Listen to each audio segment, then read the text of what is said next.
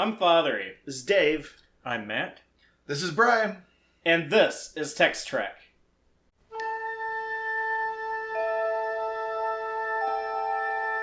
Engage.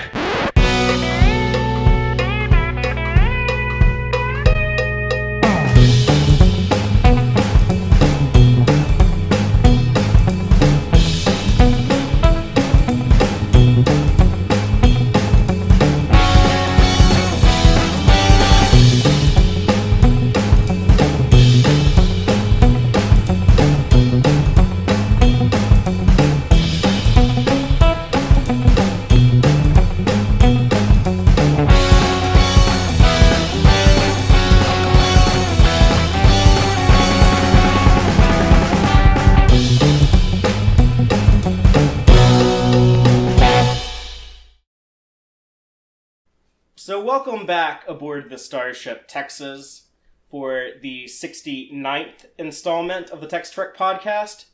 And tonight we're talking about Star Trek the Motion Picture, and we are joined by Dave's brother Matt, who is returning for the first time since Tex-Trek number 5, I believe. That's right. Oh, jeez.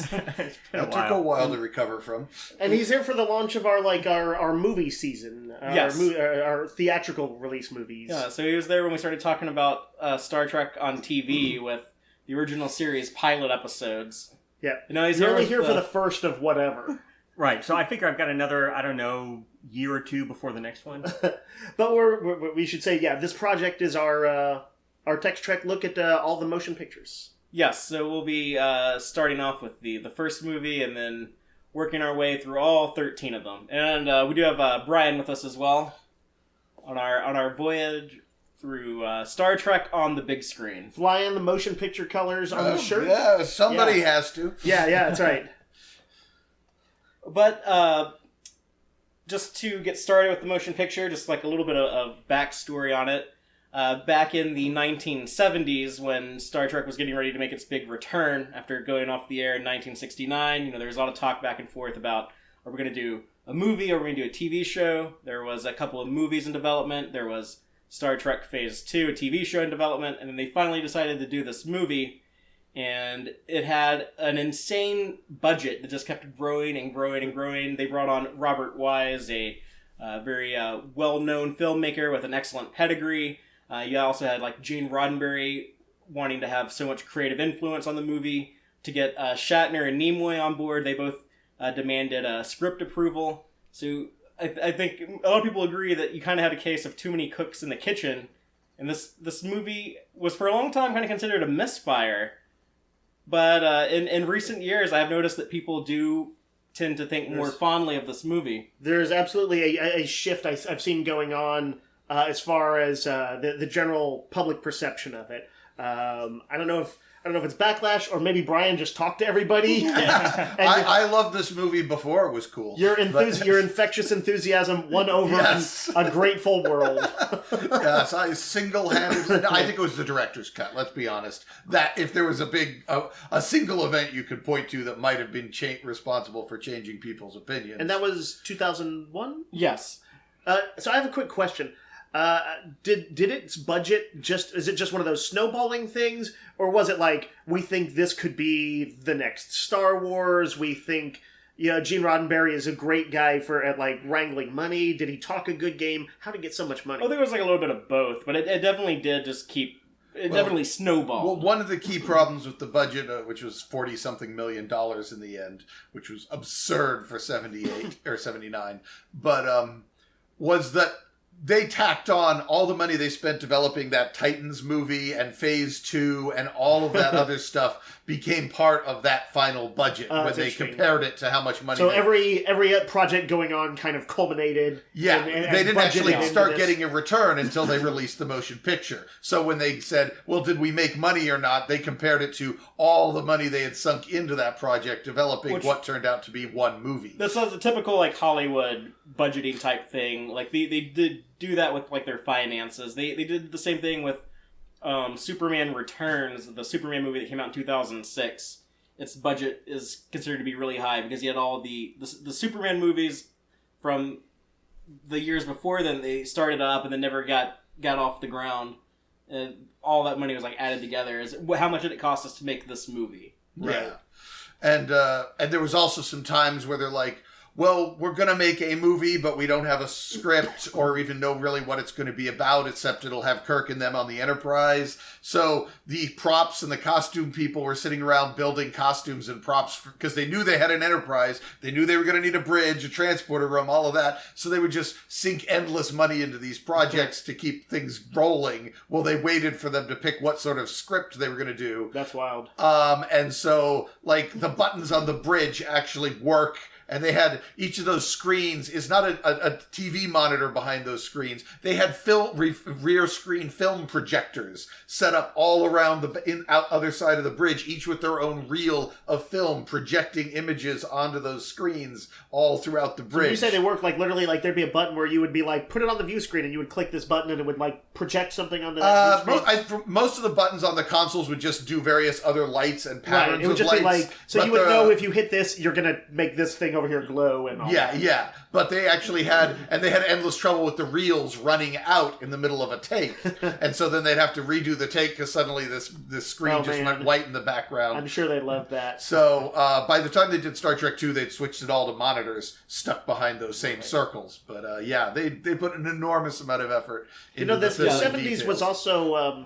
that was in the era that the blockbuster film, the modern summer blockbuster, emerged through Jaws and Star Wars, Close Encounters. So there was also, I think, probably they had to be acutely aware that this could sometimes these big budget things could really pay off. That's probably why they weren't so ambitious. Like a lot of the special effects were very expensive. A lot of the stuff was very experimental. They weren't sure what they were doing, and a lot of it it didn't turn out the way that they wanted, or it ended up taking more time or more money, or they were even some stuff that they weren't able to complete the special effect they were going for. So definitely it kind of turned into like a money pit. Well, another issue was they in order to secure financing, they'd locked in the release date for Christmas. And it was actually contractually they had to have the movie done. So towards the end, as things ran behind, they were just pouring buckets of money in to get overtime. So they had like 3 special effects teams working 24 hours a day in the studio. And one of them, they would go off and get some sleep while the new ones would come in and pick up where the last guys left off. So to get all the effects and post-production done by that deadline.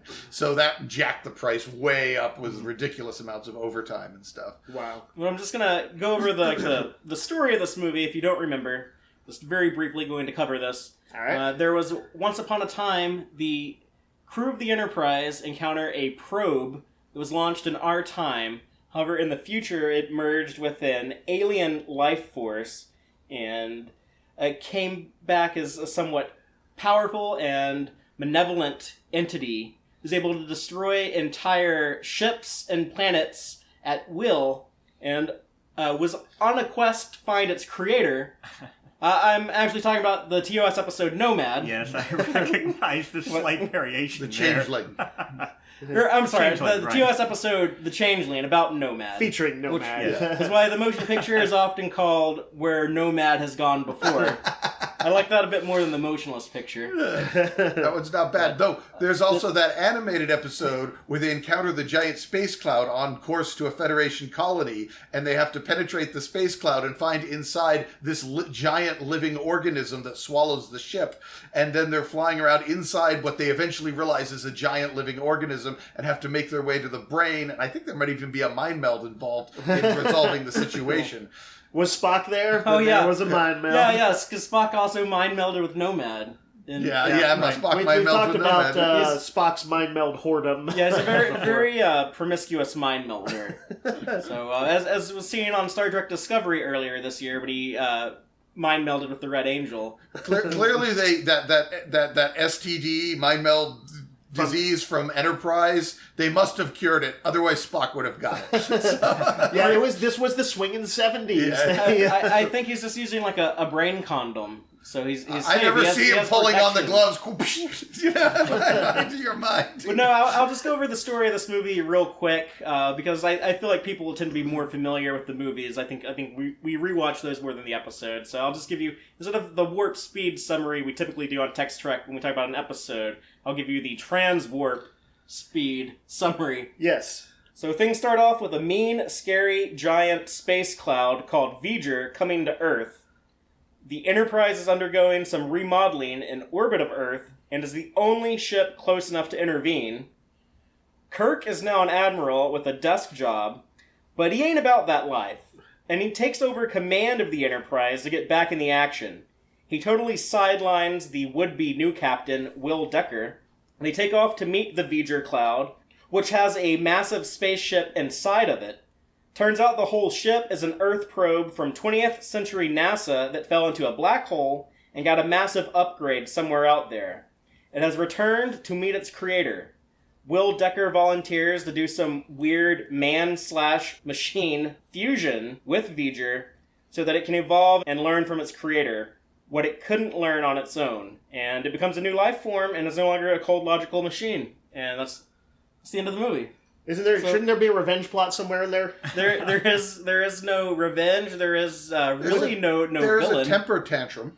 There is a temper tantrum because V'ger is a child, and I believe it's Spock who says maybe you should treat it as a child. I Who thought you were says talking that about line? Kirk's. Oh. Oh, but no, who says on the bridge maybe you should treat it as like a child? That is Spock Spock. does. It is Yeah, Spock? yeah. And then Will Decker is like, oh, I should ask it out on a date. Wow! If you don't know the Well played. Very well played. Stephen Collins, I think is the name of the actor. Yes. Also from the TV show Seventh Heaven. Yeah. Who Yes. apparently had a thing for underage girls. Yep. Well, We just had to get that out of the way. So, thanks for the joke. And underage Voyager space probes. but we'll. I was not aware. This is in the movie. educational. I'm sorry if In I the- ruined the character of Will Decker for you. I'm sure he's He was one of your otherwise- favorites. He wasn't really. He was not an iconic character. I don't get the Decker hate. I actually think that he's a fine character, and I think he works very well in this movie. Yeah. But we'll get into that. We can just kind of like. Are we going to kind of breeze through following the movie's Yeah. own course of, and we'll kind of comment as we go through? Yeah, so it? we'll kind of like break it down scene by scene. So starting off, we do have, I was going to say we have the Klingon assault on V'ger, but actually we have a big black screen, or a starfield if you watch the director's cut with the Jerry Goldsmith overture in there. Right. So this is the AKA the Next Generation theme music, and it's super iconic in that sense. Yeah. Matt, did you see this in the theater, by the way? I think so. I really. Okay. In fact, yes, I did see it in the theater. I was thinking it's the only Trek movie that exists that I don't think I saw in the theater. Although I might have in just kind of hazy 70s memories from I did see it in the theater. I vaguely remember the overture, which was. Do you remember it? Which was kind of weird. You hear that and you think, will there be an intermission also? It felt like a theater, like it feels like the kind an of movie operatic kind of thing. It feels like the kind of movie that could have had an intermission. First of all, Crazy thing, the last two movies to have an overture in the opening, last two like major Hollywood theatrical releases, were Star Trek: The Motion Picture and The Black Hole. Both came out in December of '79. Like this came out like December 7th, and Black Hole came out like 2 weeks later. didn't Hateful Eight? Interesting. Didn't the Hateful Eight have an overture? It had an intermission, but it didn't have an overture. It had like a long opening credit sequence. Okay. So this was the sunset of the of the. This is why it's sunset. Yes. I don't know. Any other thoughts on the music? The idea of sticking an overture, I think, shows just how we are not Star Wars. We are not going to do the Star Wars. Right. You will not find the Star Wars Do you think here. is it pretentious? Yes. But I also applaud them for the guts to say, we are not Star Wars. Just get used to that right now. We're going to hit you in the face with how not Star Wars we are. True. And I really appreciate that more and more as Can I get anyone older. overall doubt that this has like 1 foot, or at least its toes in 2001 thematically, like kind of like at Yes. least in its ambition? Absolutely. I think that probably came from the Robert Wise side of things, because he was not a Star Trek fan at all. He admitted that he took this job after he talked to his kids about like, oh, like that Star Trek show, like they're making a movie of that. Is that any good? Is that something I should do? And they're like, oh yeah, Star Trek's cool. Do it, Pops. But I think him being just like a older filmmaker, who probably wasn't in like the hip stuff the kids were watching on TV. Probably the last time he watched sci-fi stuff like that was like Buck Rogers. Or his own movie, The Forbidden Planet. Yeah, he Right. made I think he was didn't probably... do Forbidden Or, Planet. I'm sorry, Day the Day the Earth Stood Still. My bad. Yes. That's what I was thinking. But I think he's probably a huge fan of Kubrick's 2001, and he's probably like, oh, this would be my opportunity to experiment with some of those type of toys. The spaceships, the trippy visual special effects. Right. He's a pretty serious sci-fi dude. My favorite from him is, I'm sure the same for both of us, Sure. Andromeda Strain. Andromeda Strain. Yeah. I've actually never seen that. A very serious adaptation of Michael Crichton's thriller about an extraterrestrial virus and a research institute where they're doing racing against time to figure out what its deal is before prevailing winds like carry it outside of New Mexico or New something, Mexico. and into a populated area. And very strong emphasis on realism. And I think some of that sensibility carries over to this film where, and I remember when I first saw this, it felt kind of unnecessary to me that there's a lot of emphasis on, again, you say anti-Star Wars. That kind of feel of, look, we're actually in space where people need spacesuits and they will, they'll move around on all axes and ships can be pointing up and moving out of the, the equatorial plane. They still don't do that much in this. Though. Well, they I play noticed around with it- the cameras with the Klingons a bit. You'll Definitely, see- they you'll play see around ships that. pointing with up. that. You'll see an emphasis on airlocks, on suits that need jets to move around, and you'll see Whereas people in Star Wars, they just have the bay is open in the back, and you can see all the stars out there behind the Falcon. guys in spacesuits floating upside down because the orientation doesn't matter. Star Wars said if you misplot a course through hyperspace, you could end up in a star or something like that. You can bounce straight off a supernova. Right. There we go.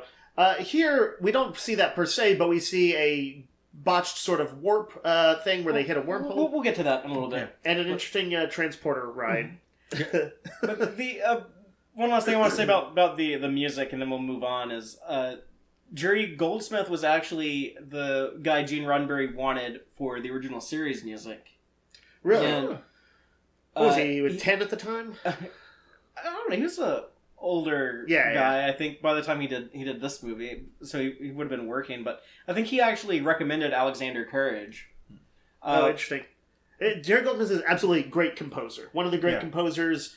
Matt, remind me, Poltergeist, among other things. Poltergeist, Omen, Planet of the Apes, Yeah. Alien. Yeah. right. Secret of Nim Yes, is a that's weird right. one, but yeah. Yeah. He has some distinctive techniques and stuff like that, but he is always among the best. Yeah. I would say easily, and when I would say the top 10 great film composers. Yeah, well, this Absolutely. music is so iconic now. It's the Star Trek music that probably most people now think of as Star Trek. Sure, through no Next longer, Generation. No longer the And original he series. did more movies than anyone else. But also, it's I tend to very think of it as optimistic. Next Generation music. I forget that. Oh wait, that started in this movie. Would you say? I think we could all agree. Sort of unabashedly optimistic and adventurous. Sure. Which, in a weird way, almost contrasts though with the tone of the movie, which is kind of more serious. That's true. When the theme really hits, when you have the famously long shot of the pod docking with the Enterprise, the music that was originally used in that sequence, Robert Wise hated, and he said because it didn't have a theme to it, which I think is a weird thing to say, because if you listen to the scores that Goldsmith has done throughout his career in the movies before this, Does he not do leitmotifs? he doesn't. He if you think of Alien or Planet of the Apes, There's not a. there's This no, is the alien theme. yeah, there's no recurring theme that he uses, and in this movie he really only does it with Spock and V'ger, and then I guess he has the theme for an Enterprise flying gloriously. I wonder Those if are the only themes. I wonder if he was acutely aware of it because of the TV show, where they had some canned music sometimes that was used, and had a distinct theme song that was in at least every episode because for the credits. I wonder if that was in a way what he was thinking of. Well, yeah, and he also reused the theme for the Captain Log entries. Yeah, All right, After being yes. forced. Yeah. I had forgotten that until we watched it. Oh yeah, you said he did not. Robert Wise didn't want that. He did, Jerry Goldsmith. Jerry Goldsmith didn't like Yeah. the old 60s Star Trek theme at all, and had to basically be badgered in by Roddenberry to stick it somewhere. Did we all? I liked it. His reorchestration of it. What about y'all? Yeah, I like having... It was a nice callback. I like having a little bit of musical continuity in Star Trek, because there's really not that much. Right. They could have used the Gordon theme. What's the Gorn theme? I don't know, that one of those fight themes. Amok Time. Let's say the Amok Time theme. There's not any Gorn in that episode. Yeah, all right. But Somebody anyways, needs to write a Star good Trek movie. fucking fight music. I like that. They should use that on Discovery when Georgia is fighting someone. But after the overture, we do have the Klingon assault on the V'ger cloud, and we get these awesome looking Katinga class Updates. Klingon battle cruisers that they're extremely faithful to the Matt Jeffries D7 design, just with some more detail to make them look better in the higher resolution of the cinema screen. And Matt, There's do you nobody who doesn't love that sequence, right? I love it. And then the Klingon theme. which would be so Jack iconic that they would reorchestrate it from that movie onward as a Klingon recurring theme. only in the stuff that Goldsmith does. Oh, right. But I think I've heard it. Did they not use it sometimes on this show? No. Oh, interesting. But even when they were doing other types of Klingon themes, it was clearly influenced by how the music Absolutely. from this. Which I feel like it has was like kind of their remake of it, even if it was a different song. Technically, the instruments they were chosen definitely called back to I this feel like scene. It sort of sounds a little bit like Native American, like tribal war music or something like that, or at least that's what it sounds like stereotypically. To A me. lot of people have done like covers to it. Like if you go on YouTube, you can find like metal covers, which people with guitars recreating that music. That's kind of cool, actually. Dun, dun, dun, dun, dun, dun, dun, dun, dun, dun, dun, dun. It's Well, I always dug it, but we get the first time we ever see Klingons with the ridged foreheads. the new look. It doesn't quite look how Klingons will come to look in later shows and movies, but it's On its way. I was not happy when I first saw that because Really? that was simply not how Klingons look. Yeah. You're like, where's the blackface? I wanted like, where's Michael Ansara? That was Yeah. And we also get some Klingon language. Right? yes, that was Man, did that was our stick first- around. Yeah, Yeah. Elective college courses everywhere should thank that scene. And you can thank James Doohan for creating those Klingon sounds. They didn't fully develop the language until Star Trek 3, but James Doohan kind of shaped how the style of the language would. yeah. Those like short guttural sounds were. Why did he do that? Because he was just had like a good ear for like voices and language and stuff. Wasn't he like an old radio man or something? Yeah. Like that? Yeah, he did. And he did voices on that cartoon too. He did an insanely large Brought to amount you by of Bang Bang. voices on the animated series, Yeah, and he also did like a couple of voices on TOS. For Well, Matt, you were just saying the Brendan Circuses. He did the not radio. not Brendan Circuses, but Piece of the Action. Oh no, you're right. Sorry, piece of the action. Brought to you by Bang Bang, makers of the sweetest little automatic. Shifting a little bit into Scottish brogue at the very end. the Klingon commander, we have Mark Leonard, who's most famously known for playing Sarek, and also played the Romulan commander. Oh shit! I actually forgot while we were watching that it was Mark Leonard. Yeah. I did want to say, only Star Trek fans would listen to a bunch of Klingon gibberish and retroactively create a syntax and a language that would match with the subtitles. Yeah. That is just a level of fandom that you are not going to find, I don't think.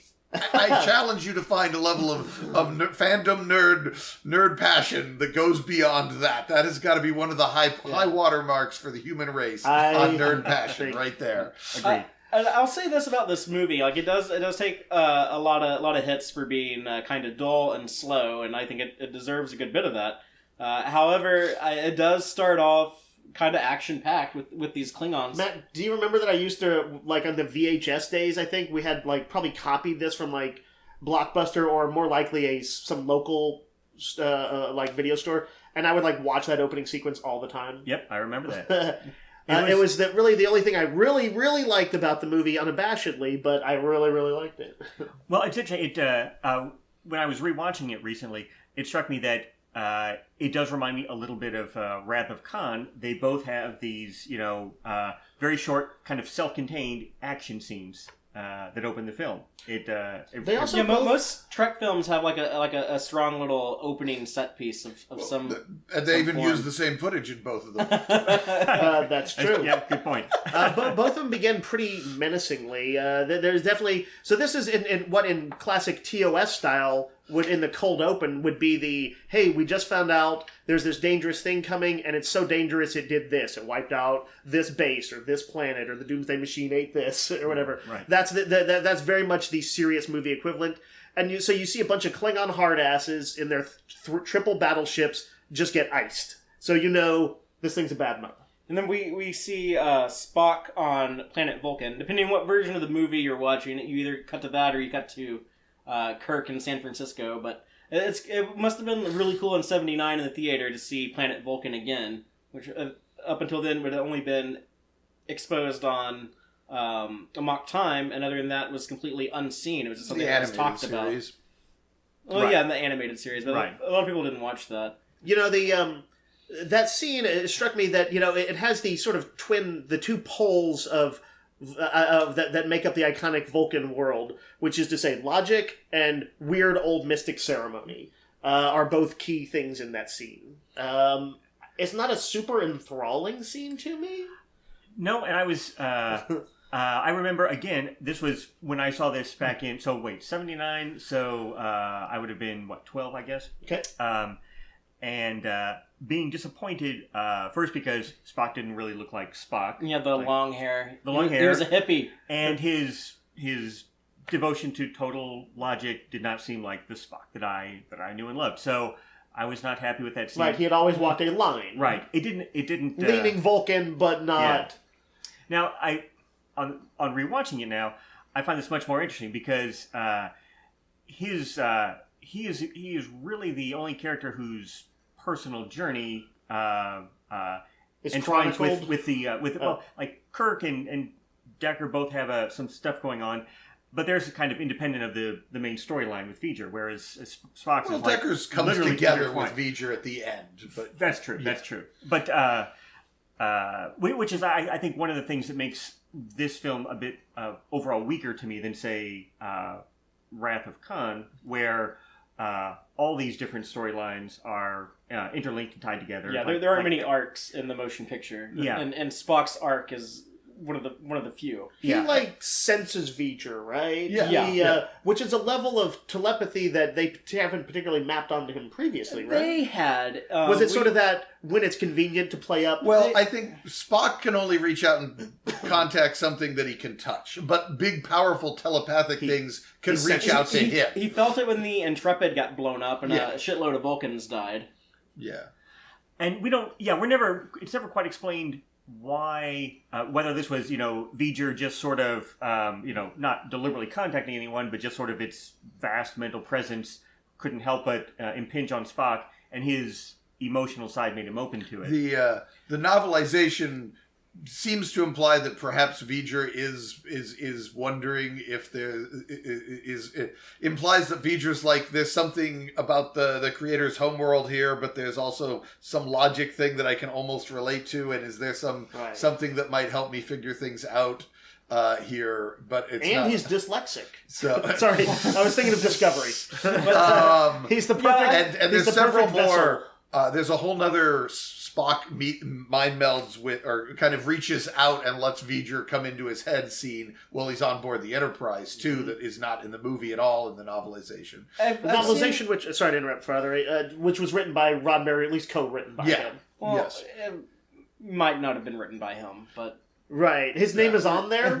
He But- clearly reviewed it well enough to be happy to have his name on it. Right. So But anybody who knows anything about like novelizations and things like that knows that there's sometimes the cover credits are not always 100% accurate. But I have heard people complain about they never explain like the connection between V'ger and Spock. And I always thought it was just kind of obvious that they're both these telepathic, vast mental entities, but you have one who is a cold, logical machine trying to figure out how to be emotional.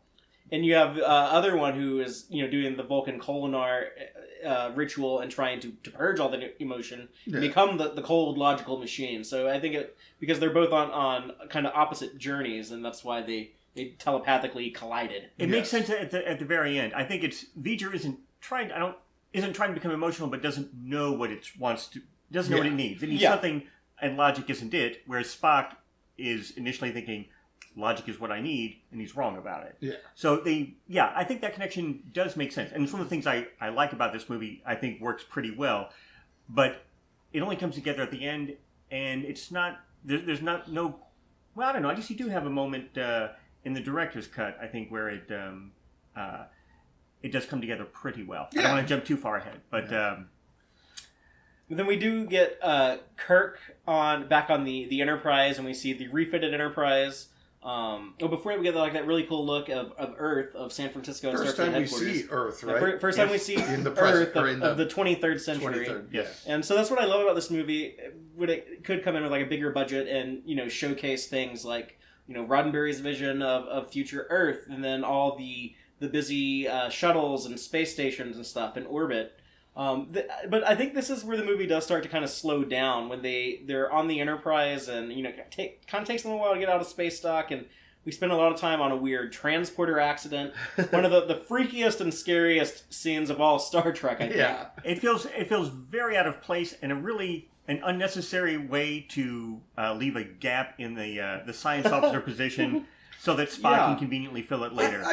I think it sets up that the ship is potentially dangerous. But that Kirk is pushing things, and that things could, it sets up that the ship's not ready and the crew isn't ready. And we've seen these crew and this ship save the day over and over in the TV series, but they always had a ship that worked, and this is not that ship. So, first of all, it's kind of lame to make the Enterprise a ship that has hazards. That Starfleet wasn't able to finish refitting the ship, and so just bad timing. They make it very clear. Maybe the music during the long pan around should have been really ominous. It's not like we're boarding a death ship. Yeah, it's not like Star Trek V where they just said, the ship malfunctions because reasons. They make it they explain very clearly why it's not quite working right. They're throwing it together as quickly as they can to get it.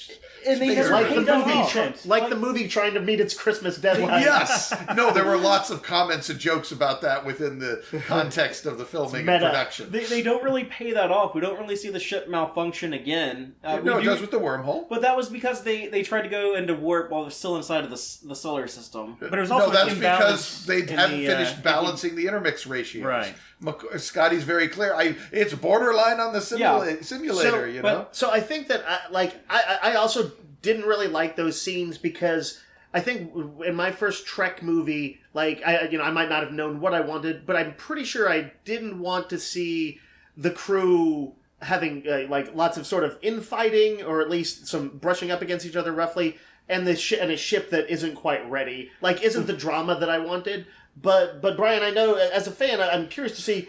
Do you feel like it works pretty well for you? I mean, the one thing that the movie has is this idea that McCoy, the holy trinity of Kirk, Spock, and McCoy is fractured and broken, and they cannot resolve this until they fix that. And I actually think that's the strongest part of the movie. Yeah. is the stuff with Kirk, Spock, and McCoy. And Kirk has to get his mojo back, and Spock has to move to the next level of mojo-ness that he has never experienced. And McCoy is there to kind of shepherd them and slap them into shape and get them where they need to be, because that's always what McCoy does is play the wise old man. He snaps at you. So yes, everyone starts out broken. They're there, but the pieces are not in place and not functioning like they should. And it's about pulling that crew together and rebuilding that magic. And again. So the ship is the same way. The ship mirrors that. The ship is not all together.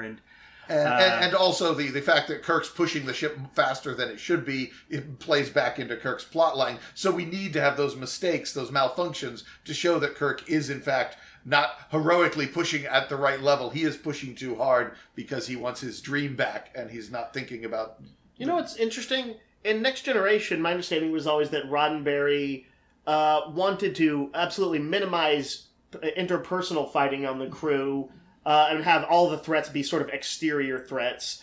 Those were always the problems. But that's not the case in this, which would be the closest. Well, there was a few movies prior to Next Generation, but do you think not that Roddenberry was involved in. Like this is the last thing he had a bunch of involvement with. That's true. Until this absolutely TNG. does have the interpersonal thing. What do you think made him change up on that? Thank God it does, or else this would be like the boringest movie ever. Yes. No, this is what saves the movie, in my opinion, from being the movie everyone else says it is and what I feel it is. Right. Is that interpersonal, getting the band back together and getting it all tuned in, all their instruments. Without that, it tuned would in. be like just like a The ending second of rate 2001. It'd be the Changeling with $42 million. So, I don't know. That still sounds pretty good to me. But it seems to me that because I think you have a good point, and I don't disagree at all. I think you're right. Those elements all work together pretty nicely, and I think the problem that probably Dave and I and probably a lot of Star Trek fans at the time had is that that's not what we wanted to see with our main characters and the ship we love. Yeah, I think it's the Last Jedi syndrome. What did you do to my hero? Right. I was a believer in those characters, and I wanted to see them in their most potent form, I suppose, facing a new threat with a big budget. But there is something to be said for for subverting expectations. And do you think that there was the notion? Is it really subversive? Because that's such a big theme in the original series was like McCoy and Spock butting heads, and then and Kirk being usually, a moral. They butt heavy usually- as an well-oiled machine. That was a balancing system. Kirk usually had the answer pretty ready to how to fuse the ideas together into one practical solution. Yeah. Also, in most cases, I think that sort of conflict was usually within one scene, fairly short. And here, it's all pretty extended. You get a long way into the film where you're still wondering, good God, when the hell are these guys going to be friends again? And I think the primary conflict on board the ship is between Kirk and Captain Decker. Yeah, who let's then talk about him. Gets kicked down to Commander, which I think is kind of silly. Like, you can be the XO and still maintain your captain rank. We even see later Star Trek films, Right. Spock's and Scotty are captains aboard the Enterprise in Star Trek 5 and 6. But they wanted to tell a story about some ego clashing. Yeah. And I actually do think it's kind of a good idea and kind of bold to, we're doing our big return to Star Trek. We're going to have Kirk not be in the same position where we left him. He's going to be older. He's going to be an admiral, and his main motivation in the movie is, beyond just saving the world, is getting back in the captain's chair, and he wants to become the guy who we saw in the original series, because he's transitioned past that and he wants to revert back to it. But interestingly, that is also his goal in Star Trek 2. It is, but in Star Trek 2, the difference is, and this is why I think Star Trek 2 works so much better for me in terms of that central character conflict, is that in Star Trek 2, Kirk is feeling his age. He feels too old to do what he wants most to do. And he has to go through the whole movie to get back to that. You think here he feels like he's trying to be young? No, here it's simply that it's God damn it, I shouldn't have given up the ship. I'm going to get that fucker back. He just seems kind of pissed about the whole thing. Yeah. He's kind of a dick. And Right. this is why I don't hate Will Decker, because I think a lot of Decker's frustrations with Kirk are totally valid, totally justifiable. He basically, Kirk. You acted correctly. Well, Right. I trust you'll nursemaid me through these situations. We see how Kirk deals with, admirals or Starfleet bureaucrats on the original series in episodes like Galileo 7 or Trouble with Tribbles. He really hates when someone comes onto his ship and tries to boss him around. Yeah. And he's like, no, I'm the captain of the ship. So imagine him becoming a guy who goes onto the Enterprise and starts bossing the captain around. That's Also, a good point, yeah. Kirk has been a Starfleet admiral for 2.5 years, but the Enterprise has only been in dry dock for 18 months. So was Decker actually commanding the ship for 1.5 years or something?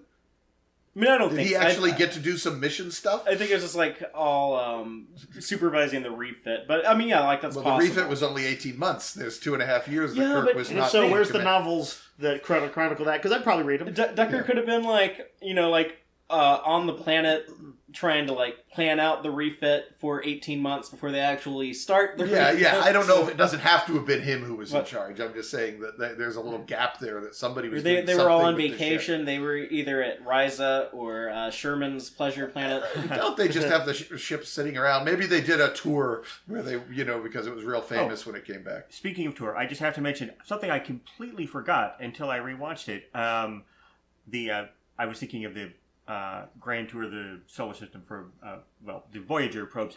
I did not remember they did a flyby of the Jupiter system. Yes, I loved it, and it was like within like about maybe a year after we had the actual Voyager flyby of Jupiter. Yeah. So those were like super accurate images, and it looks fantastic still. I feel like it Kind inspired of foreshadowing. Yeah. I think it inspired a lot of the opening sequences for subsequent Star Trek series like Next Generation and Voyager. And Yeah, stuff the kind like of eye that. candy flyby shots. Yeah, and it does look great. But not to get us off track. So, what do you guys think about Decker as a character? And I should also mention, I don't believe this ever comes up in the movie, but he is Matt Decker's son. Yes. Matt Decker from the Doomsday Machine, who was one of my favorite guest stars in the original, not just because he has an awesome first name, but is also a great character. And there's another one of those high-ranking Federation officials that tried to boss Kirk around, and Kirk didn't like it. Yes. So he ends up doing to Matt Decker's son what Matt Decker had done to him. Matt Decker at least had the excuse that his crew had just died. Yeah. That's true. Yeah, that's a better excuse than a midlife crisis. But Decker's a character. Obviously, it's been around. He feels very He's kind of Riker-esque. he's a pretty classic heroic guy who can also compromise when needed, but he's clearly, at least he feels he's earned what he's got, and he doesn't like losing it, and I can empathize with He never really seems to be in the wrong, except, you might say, like, when he complains that Kirk hasn't logged any star hours in 2.5 years.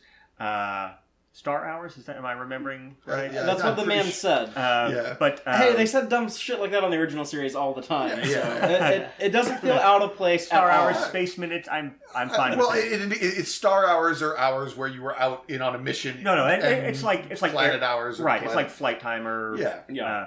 But I remember thinking it's like, hey, it's like, dude, don't be giving Kirk shit. He's awesome, but except for minor quibbles like that, he's much right. Always in the right. Kirk has lost his mojo. He is actually right that 2.5 hours has done, or 2.5 years has done something to Kirk. And that's So why I he's think rude and he's mean about it, but he's also right. Well, he's doing the XO's job of, this is something you need to know because it's affecting the mission. Right. So Yeah. I'm gonna. The tricky thing is, we had over the course of 3 seasons of the original show built up a lot of love for Kirk, and nobody wants to see a character that's an icon to you trash talked a little bit. So just on an instinctive level, I think you were like, "Shut up, Decker." Yeah. Sure. Well, also, and at that point in the movie, it's not quite clear how much mojo Kirk has lost. But Kirk is pretty much a minor deity in the 60s Star Trek. He almost never makes a mistake. Yeah. He almost never does the wrong thing, or when he does, it's clearly because he's been fed wrong information, and it's very understandable why he made that mistake. This is a Kirk who's flawed. This is a Kirk who's dealing with internal issues. And for the first time, just about ever, we're seeing a Kirk who is actually stumbling because of his internal issues. And I like seeing that. It's just, I think it, again, I keep comparing it to Wrath of Khan, but there I think you have a flawed Kirk who is, it doesn't feel like he's losing the character that we grew up with. There's something, I don't know. You don't see Kirk on the classic show get melancholy too often. So, and he was all over the place in Wrath of Khan. Sure.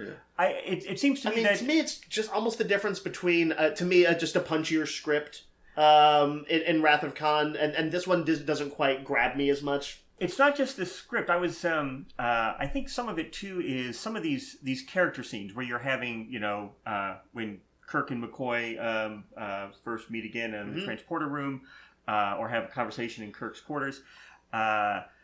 Some of those scenes are too abrupt. the dialogue is a little too clipped. You don't even if the length of the scene is comparable to similar scenes that we've seen in the classic series or in Wrath of Khan, they don't feel as meaningful. I guess some of that is Robert Wise. I think that's kind of how people act in a Robert Wise film. That's how he likes his people to act, and in his other films, they have that same sort of I can texture. It feels a little Andromeda Strain-ish when I think about it. Yeah. And also they're not supposed to be acting like they used to be because the whole point is they're broken. They're not quite there yet. Sure. At those point, I will say a very valid complaint is that we never really quite get the point of payoff on Kirk getting his mojo back. A real distinct, Kirk's back. Right. We see that Spock gets his moment. Yes. But Kirk does not. I think you're right. That is a mistake. It's there, but it just drifts into that. It's subtle, and it's when they finally encounter the V'ger cloud and the stakes get really high. It gets really dangerous, and it's then Kirk knows what to do. When the heat is on, that's when I'm arguing with a computer. I can do that. Yeah. It is weird because you know what I think? Trek doesn't very often really do subtlety. It can have nuance to a scene, but subtlety is not too often this is a show where people make grand speeches and half black, half white characters represent racism. And well, that's kind of the extreme representation. And at the end of Wrath of Khan, he says, "I feel young," as opposed to feeling old. You know? Sometimes it's rather broad and grandiose. So I think that's part of it's one of the issues fans have. One of the issues I have. So. But can I quick say an aesthetic thing about the look of it? About how the look is also a big contributing factor into why people think this movie is dull and bland. I guess so, but I'll say this: it's a very unified look, and within its own aesthetics, I like it. I think it has a bit of that 70s look. But if anybody ever went to Epcot or something in the 80s, or I didn't go in the 70s, but I feel like even in the 80s they still had stuff there that looked 70s-ish. Or if you look at old books from the era that was the futurism of the time, that's what it looks like, and it's a pretty cool melding of that with some classic Trek motifs. It just needs color. I think all the designs are very strong, and there's some good ideas, like this giant view screen that he talks to Uhura and Chekhov on, and the ships look good. The V'ger stuff all looks incredible, but it's everything on the Enterprise is gray or beige or off-white. They had those dark red maroon corridors and stuff on the captain's quarters and stuff outside the captain's quarters. That still didn't really pop. And then you get everything on V'ger is blue or black. Yeah. So it's you have two different color schemes and they're both... It also depends on which version. The Blu-ray version is way bluer than the director's the director's DVD. I feel like this was that kind of NASA aesthetic that they were going for again, which I thought was unnecessary to sell the idea that this is a real ship, we're really in space. Look, we have airlocks. Look, we can float in space and so on. Which in Star Trek, it's I already believe the ship can fly. You don't need to sell me on this. I believe we're in space.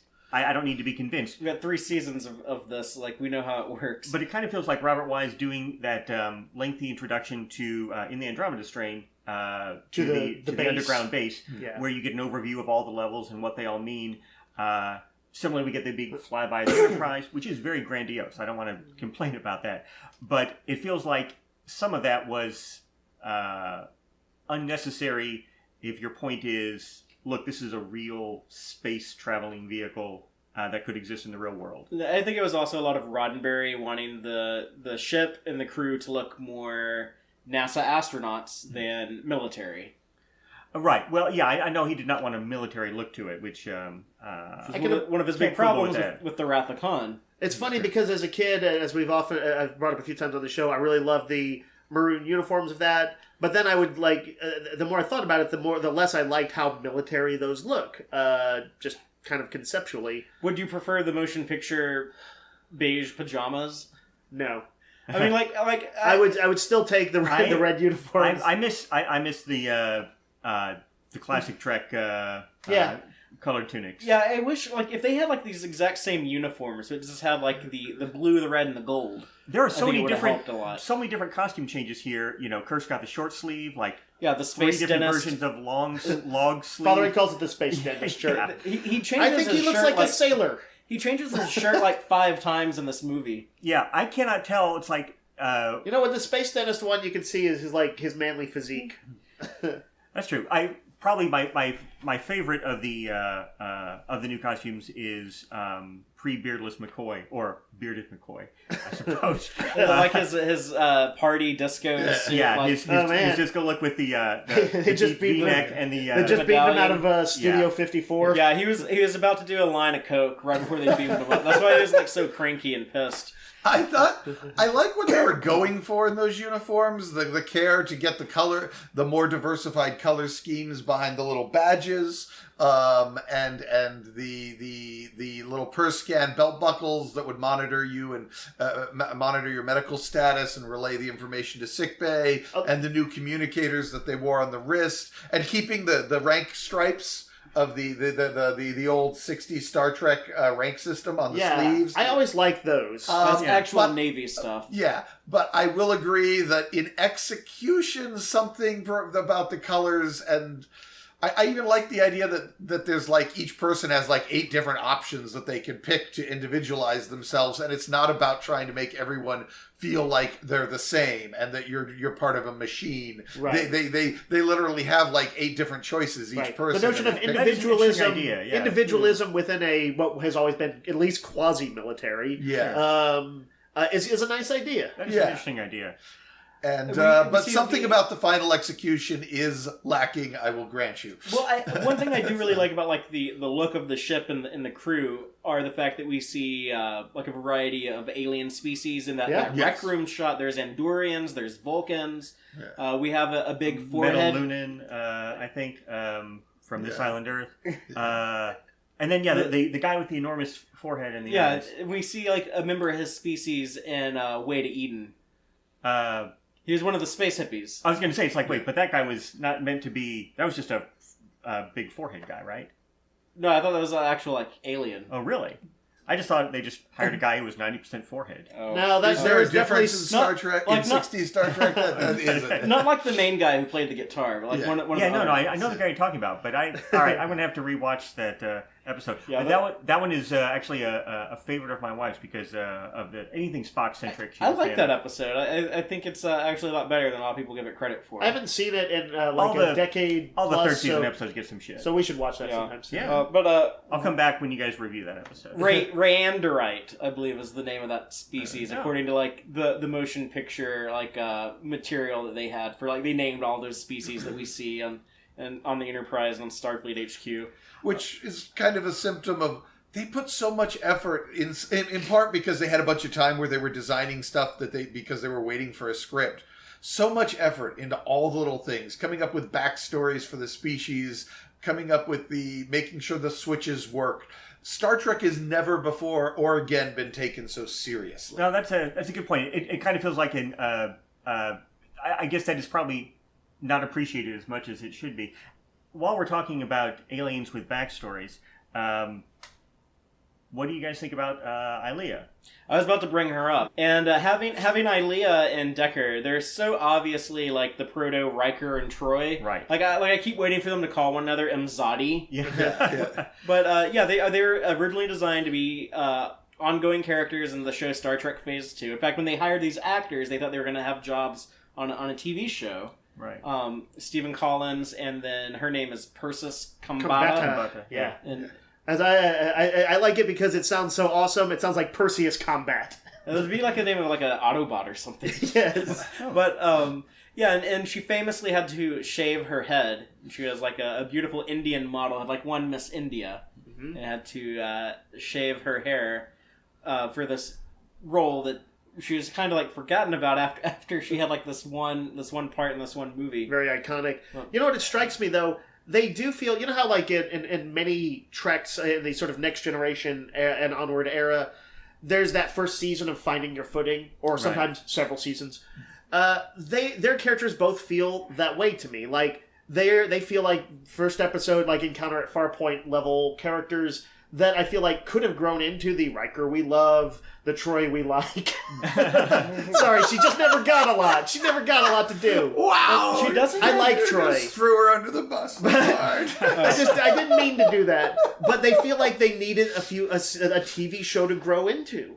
Well, I feel like this is where there is if you read the novelization, it's like, oh, here's some backstory. It's like, oh, that's why everybody makes a big deal about Deltans. But here, other than I think 2 references to an oath of celibacy, Which is so fucking weird. you have to wonder. It's like I remember 12-year-old me was what? What's So- celibacy? So what's the idea with the Deltans? They just like want to fuck uncontrollably all the time, or According to the novelization, they tend to they really go in for free love on their planet, and that's the way. Like they'll have science dissertations, which is an orgy or stuff. They communicate with telepathic sexual it's contact. such a Roddenberry Yes, idea. absolutely. Yeah. I'm not gonna and so, but the problem is their sex is so mind blowing that a normal human often will go nuts if exposed to it. So in order to be in a Starfleet ship, you've got to take this oath of celibacy, and you're not gonna fuck up our crew. I mean, literally, don't fuck up our crew. Do they exude pheromones? Yes, there's Like, also so a pheromone. They thing just that walk kicks by in. and you're like, in Bonerville. Yes. Well, actually, I remember. At least I think I remember because I read the novelization like 30 years ago. But I still remember this one scene. You can probably correct me and tell me if I am inventing this out of my own disturbed mind. But I recall that when Ilia is on the bridge, and I think Sulu is asked to, help her out with show her where It's a deleted scene from the movie. and he is embarrassed about having to stand up because he's got a boner. Well, that was not in the deleted scene, but he does like kind Well, of. I like, remember the actually deleted scene where Yeah, he's I sort think of awkward and fumbling. They don't but, explicitly spell it out in the novel, but when I went back and read His it as an arousal- adult, I was like, "Oh, that's what's going on there." Yeah. Okay. So it is. It's. You could have a kid read it, and they wouldn't necessarily figure out exactly what they're referring to.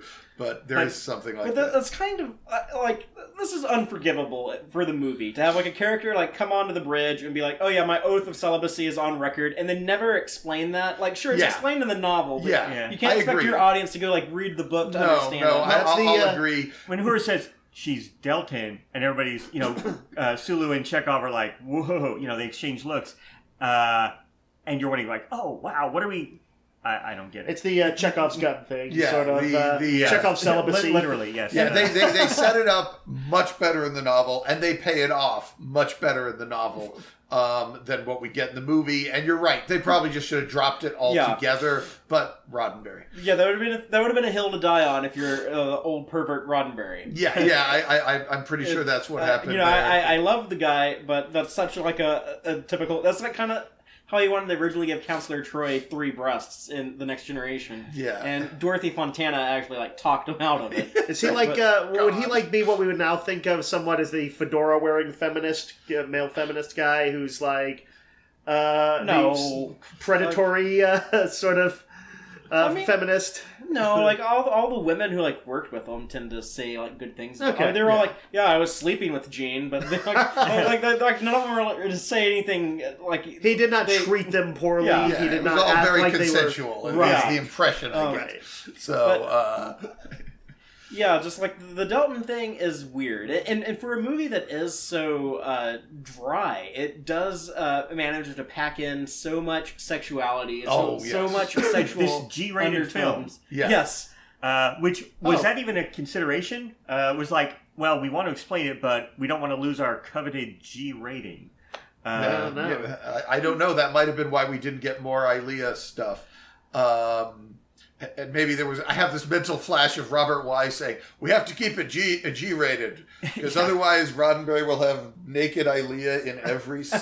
At least we did get our shower scene, but it's a little muted. Well, they talked about that. Like, doesn't Kirk summon up something for her to wear, which happens to be this like super short robe? yeah. Yes. So she's walking around in the super short bathrobe, like the rest of the movie. It's also kind of awkward to me. Of like, then Hollywood does this all the time. But it's something that's like, it was kind of like brought to my attention a few years ago, and now I notice it in everything. You always have like a young actress who's like in her 20s, and she's often like depicted in a very sexual manner, and having to act against a bunch of men that are much older, often in like their 40s or 50s or 60s. Yeah. We just have to be lucky that Decker's even here. I also watched the Red Letter Media video on YouTube about this movie that I recommend. I like their content in general. You recommended that to me, and I have not watched it yet. Yeah, they did the fabulous Plinkett reviews of the Star Wars. Actually, I don't know if I've seen this particular one. I've watched some of his ones, but I don't think I watched the motion picture. Did he like it? Yeah, like they love this movie. But one of the things that they pointed out that I'd never noticed before with some of the Ilia sexuality is that it's like kind of weird and icky, but when Ilia comes back as the probe, and she's on the bio bed getting scanned by now Dr. Chapel. Right. And she says something about, like it's like a perfect identical replication of her body, like even eye moisture.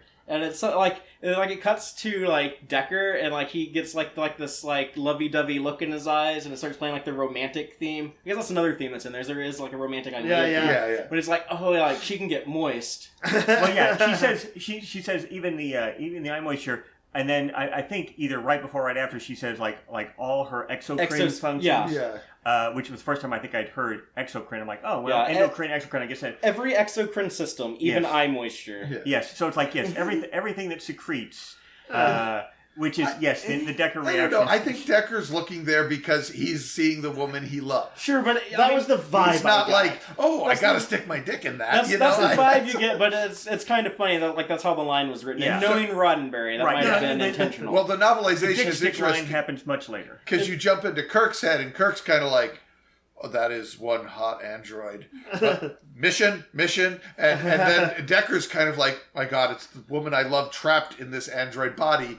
And you get both views. And Kirk is like, we've got to figure out a way to manipulate the computer.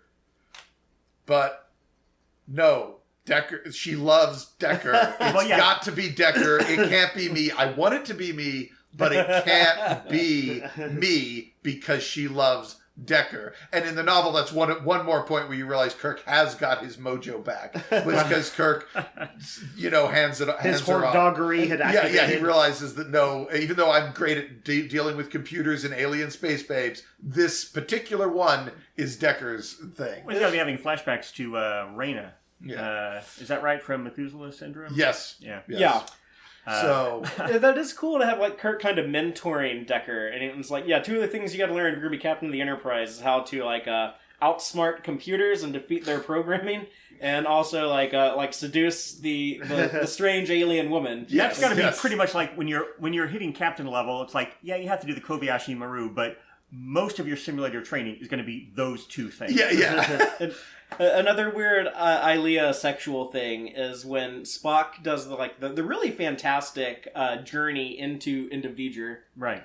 And when he encounters like the image of her, the hologram or the representation of her, like he mentions the circular pink object in the center of her that he has to mind meld with, the sensor that's like all her it's hard to find, but I think with some work. And he also flies through what looks like a big space vagina surrounded by some moons that might be like eggs or ovaries. Georgia O'Keeffe's Space Cloud. The movie is filled with this sexuality and you sexual might even say symbolism. it's pregnant with them. Well, it is at the end. That's what they deliver a baby at the end. That is literally what happens. I did notice, one thing I liked, as long as we're kind of in here, is like the geography of the interior of the cloud, which seems to include like these vast vistas that sometimes seem like they're planetary or like they're like machine-like or whatever.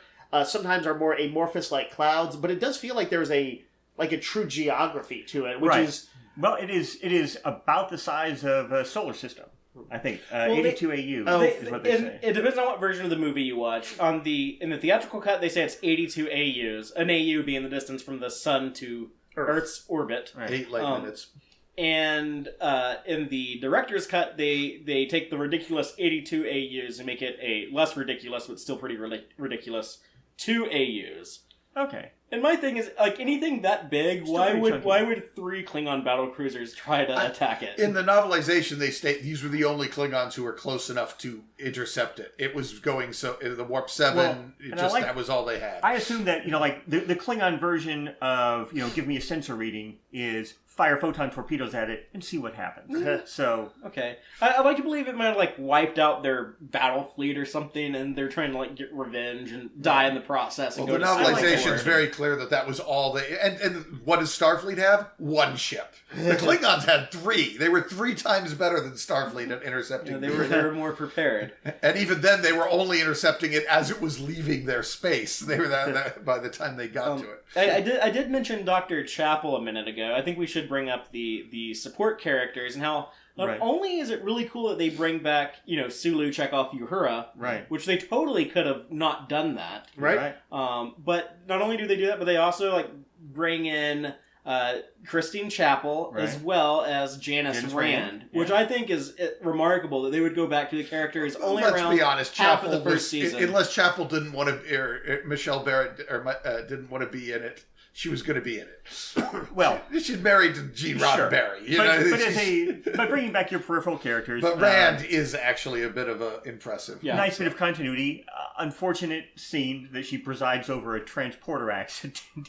But it actually... Kirk was the screw up there. Yeah. In that one it's just that one is purely a we're beaming up and it just things happened. not quite. Well, I think as you pointed out, I think this is a novelization thing. He wonders if he could have been, could have had something to do The with control panel was in the novel. The control panel's laid Spilled out different coffee on than it. it used to be, and he has to look around for one of the The switches. scrambler button is not where it used to be. The Matagain button. I We're- actually remember what button it was, the Matagain button. Oh, all right. And he afterwards wonders, if I'd hit that button faster, would it have made a difference? I don't know. All right, I've got to move on. We have other issues. But I feel like we're bringing the novel up about as much as the movie. Well, Well, that's somewhat telling. The fact that you need to go there for backstory, including filling in important character background that is brought up but not explained. That's a good point. It's arguably a reasonable criticism, but I also do think, if nothing else, it also means people might want to read the novel. Yeah, I read it sure. once upon a time and enjoyed it.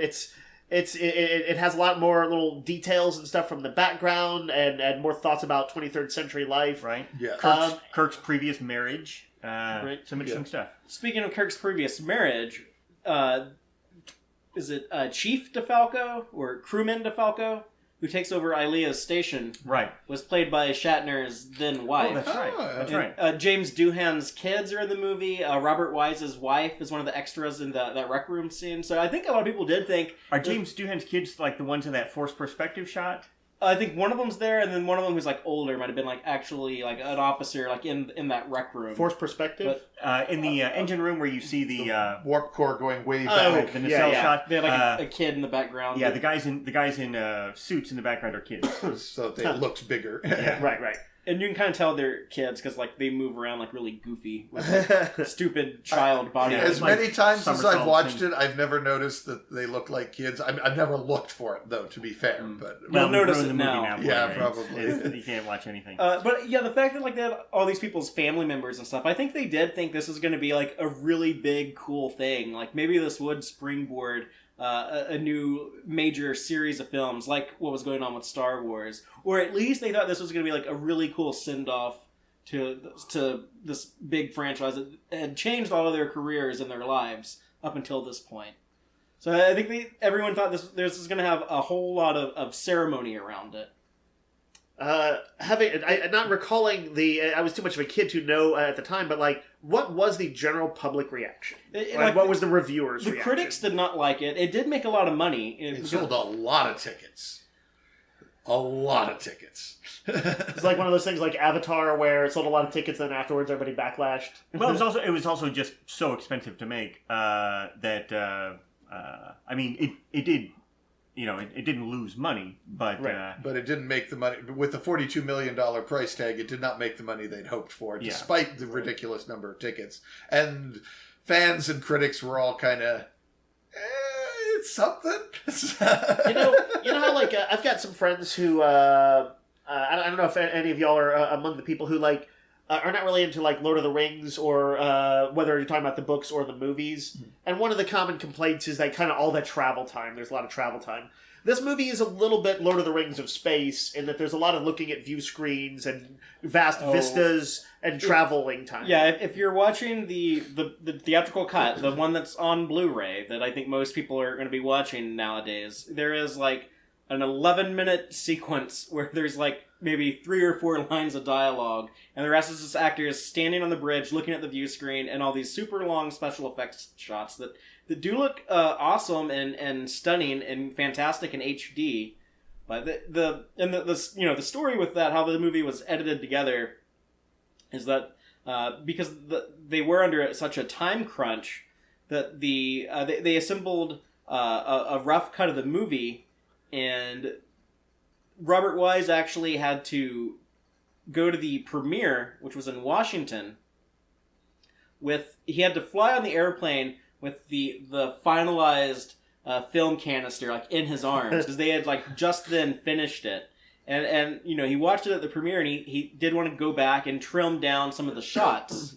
They were just like put in their entirety and hadn't been like edited and trimmed, but there was no time. The theatrical release was only like 2 weeks away, and there was no time to make any last minute changes. Also, the studio was scared that word would get out that they had to like modify the movie after the premiere. They didn't want any like negative press. Right. So some of those somewhat overlong scenes were just a facet of its rushed filmmaking. Yeah. Which I would say that the director's cut is the better way to watch this movie because it is closer to what the vision of it was intended to be. And it's more entertaining.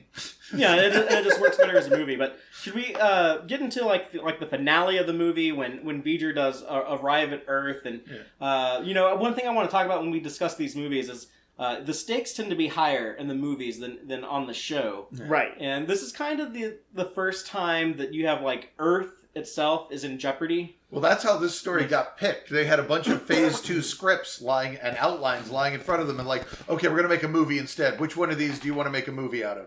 They said, well, here's one where something attacks Earth. Well, that's cooler than anything else on the table. We're doing that. And really wasn't, and hadn't really much been done in the series or done at all, did we decide? No, nothing like that. Actually, in The Changeling, they do establish that Nomad, it will go back to Earth in its quest to find its creator, Roy Kirk. Right. And it did say it would sterilize the Earth. Okay. But I think that might actually be the only time in the original series where Earth is in danger. Unless you count, when the past was altered and City on the Edge of Forever and stuff like that. I don't know. Was there a serious timeline threat? There wasn't in Assignment Earth also. Just because you're mucking around in the past. Yeah. Yes. So those are really. But that's high almost stakes, more one of those past future things. A little ways like City on the Edge of Forever. Well, right. They weren't threatening 23rd century. Yeah, that can be like you step on a butterfly and not you're going to annihilate the Earth with, Which became a theme in the movies with the Borg coming to annihilate Earth, the whale probe coming to annihilate Earth, Nero. Yeah, it became a trope. Whatever. Right. Yeah. But yes, interestingly, I tend to prefer the stories that are smaller, less that are not so grand. I like the. I guess I feel like they give more room to focus on the characters. The more personal stuff. Yeah. Do you mean like on the shows? Because the movies are almost all grandiose. Do you generally like the movies? Oh yes, but no, I suppose because most of them do have some element of let's embiggen it. True. Well, They all do. Ironically, it's like let's make it bigger, but let's also kind of follow some plot tropes. I suppose that is it is too much of a blanket statement to make. It's the character moments that I appreciate more, and there seems to be more of a focus on them when you don't have quite so universe-shattering menaces to worry about. Yeah. But let's talk about V'ger is going to destroy Earth because the creator does not going after the carbon units because where's the creator? Why won't the creator respond?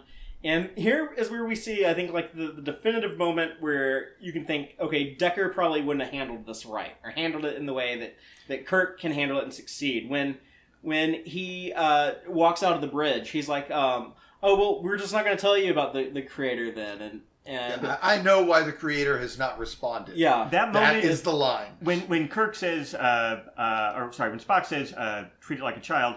You see that light bulb moment for Kirk. You know, he has that epiphany. I'm good at novelty gambits. Right. With Well, computers, especially. right. He is specifically. It's like, this is an M5 moment. Got it. Right, or in Corbomite maneuver, or Right. Yeah. It feels very much like that's the moment when everything clicks for Kirk, and it's still very high stakes. The ship gets bounced around a lot. If you hadn't realized Kirk had got his mojo back at any bit before, the moment he turns and says, "I know why the creator has not responded," you realize, okay, he's got it back now. If you didn't already realize, I like the moments of Kirk gambling like that, where he's like, yeah, this thing's not going to call my bluff, and he kind of does it in Let That Be Your Last Battlefield when he does the self-destruct sequence on the Enterprise, and right. A few other times, I'm but sure. there at least he's got a plan. He's going to get them to back down or they'll die. Here he's like, I have no idea why the creator hasn't responded, but I have to save Earth, and this is the only thing that will do that. That will give us breathing space.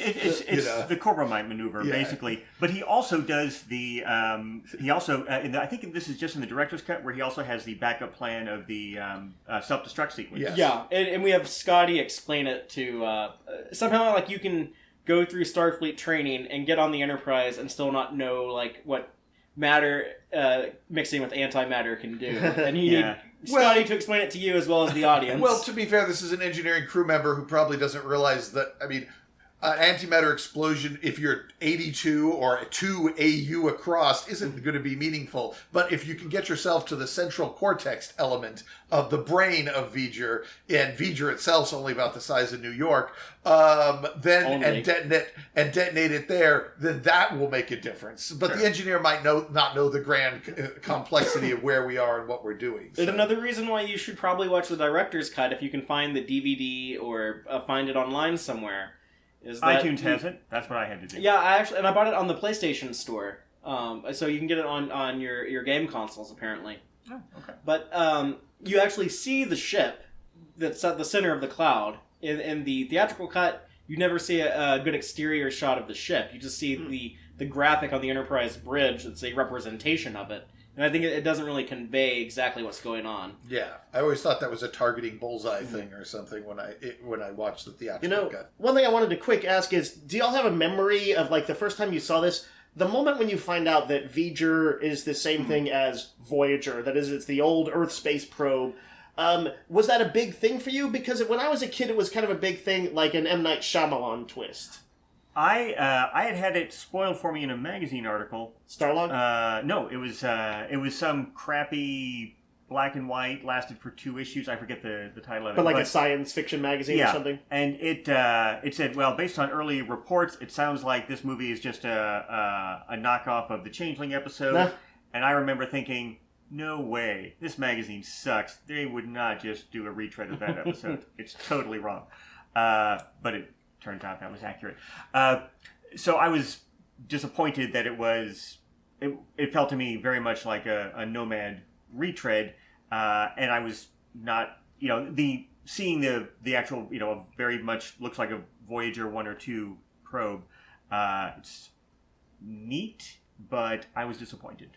When I saw this movie for the first time, it actually took me a couple of years to track it down because I couldn't rent it from my local video store. They only had Star Trek 2 on up.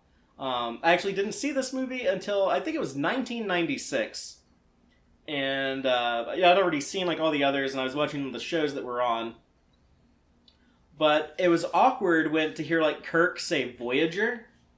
And when he wipes off the debris, he's like, Voyager, Voyager 6, because at this point, Star Trek Voyager was already a thing, so it was kind of weird and jarring to hear Kirk say Voyager. That's so weird. But, also, the movie, didn't really impress me as a kid, and I remember a guy that my mom worked with had made some salsa for me, because, he knew, she had a kid who liked spicy food, And I had like stronger memories of that salsa that I was eating while I was watching the movie than the movie itself. Oh, that's hard. Now, you watched it a number of times as a kid, right? Yes. It was one of the things that we had a tape of cartoons with the motion picture stuck on at the end of the Saturday morning cartoons. And I would watch the cartoons on my VHS machine as a little kid. And then I would just let it play a lot of times and watch the motion picture and go, wow.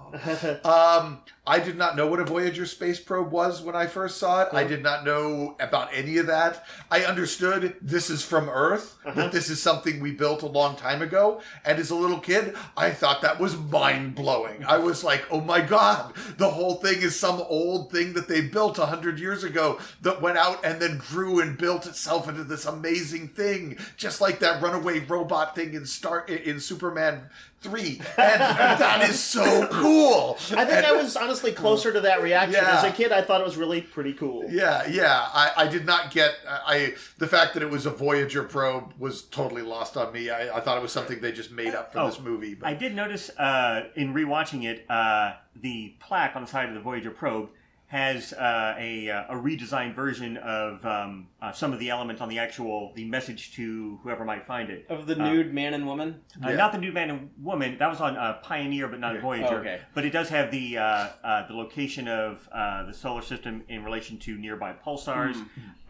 It's got, I think, a hydrogen atom, a few other things like that. Yeah. It was a nice design touch. Yeah. I do think that the climax of this movie does kind of work with. Maybe it's just like the Goldsmith score going on is so good, but the Music can add a lot. The idea of Decker deciding to volunteer to merge with the machine and that shot of him where he says, Jim, I want this. As much as you wanted the Enterprise, I want this. And it does what we were talking about earlier with like the sexual themes of the movie. This is like V'ger coming to adulthood and I think like a lot of like the sexual curiosity associated with adolescence and it basically it wants to like find God and fuck God and create like this new life form. And then like the shot of Ilia and Decker, these people we know are former lovers, kind of almost like they're like on a molecular level, like their energy is going to fuse together, and there's just very strong like sexual themes and this a combination of a man and woman creating this new life form. Well, yeah, and V'ger is kind of this giant sterile thing, Spock says, and that is kind of the movie, too. We are they say, oh, the movie's so cold and sterile. Yeah, that's the point. It's supposed to be sterile because it needs to be fertilized by putting in a human element that opens and causes that new baby to be born. The sperm ship Enterprise that has to fly up through the orifice. Here's the thing. Like, as a kid, and I'm sure, did anybody catch any of that? I didn't catch it as a kid. I'm sure that... I mean, I might have been like a little bit of a weird kid. I mean, like 96, I was 10 watching this, and I was kind of freaked out when McCoy says, a man and machine, like, join physically. Is that possible? I was like that kind of like... It jostled something. Yeah, it was like that's not right. Like it occurs to me if nothing I had else, a Borg kind of implant thing in my head when would wire it into a computer when they said that. If nothing else, even as a kid, if you didn't understand exactly what the suggestion was with Decker and Ilia at the end, if nothing else, they seem like Adam and Eve or something like that that you might have grown up with. Yeah. It made sense to me as a kid, but I didn't. All the sexual imagery and symbolism in the film was completely lost on me. So, and then you have Dr. McCoy kind of like sums it up for the audience, and it's like, oh yeah, it's delivering a birth, a child. Yeah, in Country Doctor way, he sums it up. Yeah, for you simple folks out there. Yeah, like me. I do kind of feel like the story would probably work better as an hour and a half on TV with like the commercials, because it was going to be a 2-hour episode of Star Trek Phase 2. It does feel like a little bit stretched out and bloated. I would have been curious to see like that alternate reality version where this was just a TV episode. But there are some fan edits out there where they turn it into a 2-parter and try to fit it into an hour and a half and make it in a 2-hour television format. I had always thought that part of the problem, and I don't think this is I don't think this really is a valid argument, that the fact that I think who's the screenwriter, is it Harold Livingston. I think he. So the movie was based on a story Alan by Dean Foster. by the Splinter of the Mind's Eye guy. Yeah, but I think Livingston, is that right? He had written some like Mission Impossible scripts, but he was not a Star Trek fan or necessarily a science fiction fan. And when I heard that many years ago, I thought, oh well, this is why the characters didn't seem to click, and some scenes felt kind of off to me, especially the ensemble Kirk, Spock, McCoy scenes.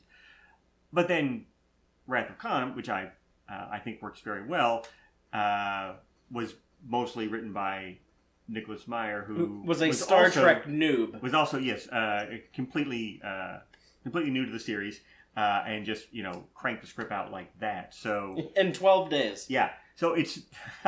That's not necessarily the reason why some of this did not work for me. Right. Well, I think it could be said that the way that he fast-track learned and got adjusted to Star Trek simply fit better with like what we liked about Trek, and the way the screenwriter of motion picture fast-tracked himself didn't fit with as many people's vision of Trek. I think it fit with I think it fit with Roddenberry's vision is what we got. I actually think that all the character stuff in this movie works for me. Like I don't have any complaints with Kirk or McCoy or Spock or Decker. To me, like that's what I find entertaining when I watch this more than anything else. But I also am not watching this in '79, where this is the first time I'm seeing Star Trek. I like I just said, I watched this after I'd seen all the other TOS movies. Right. I'd seen a bunch of episodes of the show, and so this was just like another installment for me. Yeah. If this was like the first time I saw this in years, I think I might have had a more negative reaction. See, I would have. For me, I think it would have been more positive because I would have been so starved for Trek that I would have been like, "Oh, this is." Anything is good. If I might, I've got a viewer mail here from Twitter. We got a tweet here from the amazingly named Kobayashi Saru, who says of this, and this is in just a second gets to what you were saying, Brian. He says, it's frankly the only Trek movie that feels like a motion picture to me. Sure, it's not the most original plot, and it plods a little, but it bravely eschewed the vengeful villain plot that Wrath of Khan would establish for almost every succeeding Trek film, giving it an almost 2001 feel. But then he also added, saw it opening night at 14 and couldn't have been more thrilled. It's a little bit under the you had to be there category, as we'd only had the original series, the animated series, a handful of books and comics, and our imaginations, and no VCRs to keep us going. So he says to see the Enterprise so big was priceless. So this is interesting. That's somebody who it really starved for it, and it really worked for it. Yeah. I think just the ending. We have these Decker and Ilia merging. That is so non-Star Wars. This movie is incredibly daring and gutsy for its time. And can you imagine releasing it today? What would people say about it? They would never do a movie like this today. I know they would never do it. And it probably wouldn't make money. But what would Star Trek fans say after all of the griping about Discovery and the J.J. Abrams film if the next Star Trek movie to come out had been the motion picture? That would have been just a fascinating thing to see what would happen if you dropped it into today's climate. The closest we may see is when Tarantino does his super weird thing, if that ever happens. Yeah. Well, we're going to have to close off on that thought, but be sure to let us know what you think about this movie, and we're also going to be talking about the Wrath of Khan next week. We're going to be talking about the search for Spock and the voyage home before too long, so if you have any questions or comments or anything you might want us to mention in those, be sure to let us know now. And also just going to let everyone know that tomorrow I'm going to be appearing on the Boat Trek YouTube channel talking about the Star Trek Deep Space Nine documentary getting its one night only theatrical release tomorrow, May 13th. What We Left Behind. So if anyone wants to catch our thoughts on that, I will be appearing with PJ over at Boat Trek tomorrow night, so be sure to check that out. Us four will be back Sunday to discuss the next Star Trek movie, Star Trek II, The Wrath of Khan. So we will sign off for now, and until next time, as always, live long and prosper, y'all. Thank all of you so much for checking out this installment of Tex-Trek. I hope you enjoyed it. Please be sure to like our YouTube videos and subscribe to our channel. Audio-only version of episodes are available at our website, www.tex-trek.com. Please check out our site, especially if you just want an audio-only podcast. We have that available for you. Y'all can also keep up with us online. You can follow us on Twitter at Tex-Trek, or you can check us out on Facebook at www.facebook.com/tex-trek. Please, by all means, let us know what you think by dropping a comment anywhere you see fit. We definitely want to hear your feedback. Let us know what you liked and what you would like to see more of, what you would like to see differently going forward. If you want to email me directly, go ahead. I can be reached at fatherlyactual@tex-trek.com. Thank all y'all again. Take care.